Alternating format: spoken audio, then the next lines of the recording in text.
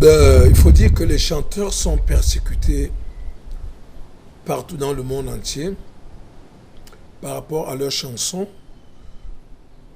parce qu'ils sont les adversaires de ceux qui ont le pouvoir. Ils ne sont pas persécutés par le peuple, mais ils sont persécutés par quelques individus qui sont les tenants du pouvoir et qui, dans leur mafia, ne veulent pas que les vérités soient dites. Mieux, tout pour eux et rien pour les autres.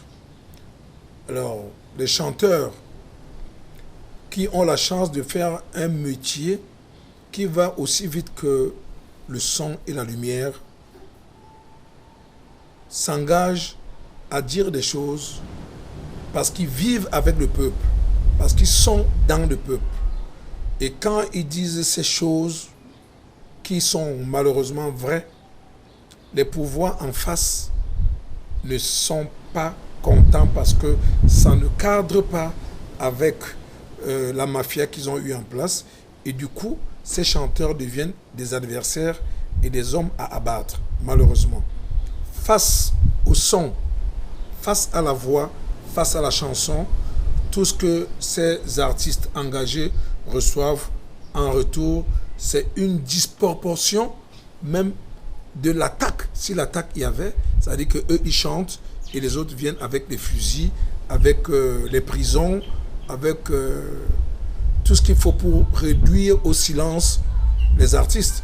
Dieu merci, on dit à Frimuse que la musique ne doit pas être mise sous silence. Et c'est ça la chance qu'on a dorénavant.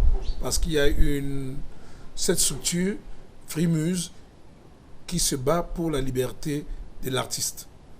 Mais les artistes engagés ont fait un grand risque pour chanter. Pourquoi faire ce risque? Vous savez, on ne choisit pas d'être qui on est. Et quand on va faire la proportion, sur 1000 artistes, il y a 2 qui sont engagés. C'est ça la différence. Sur 1000 artistes, il y a seulement 2 qui sont engagés. Et fort heureusement, ces 2 ont l'aval de leur peuple mieux que tous ceux qui chantent pour faire plaisir au pouvoir ou qui chantent le sexe et l'amour à longueur de journée. C'est bien l'amour, c'est très bien, c'est une très bonne chose noble. Mais quand on souffre, quand un peuple souffre, est-ce qu'il y a la place pour l'amour? C'est un combat et il faut mener ce combat. Malheureusement, ce n'est pas tout le monde qui mène ce combat. Et comme je dis, les combattants, c'est Dieu qui les choisit. Personne n'accepte. Nous savons le risque qu'il y a à faire cela, mais on ne peut pas vivre sans aller au combat. Pourtant, on connaît les risques qu'il y a. Malheureusement, on choisit de combattre. C'est notre vie et on n'y peut rien. Peut-être que hors de ça, on ne se sent pas vivre, on ne se sent pas exister. Mais ce n'est pas parce qu'on aime le risque, mais c'est parce qu'on veut la justice.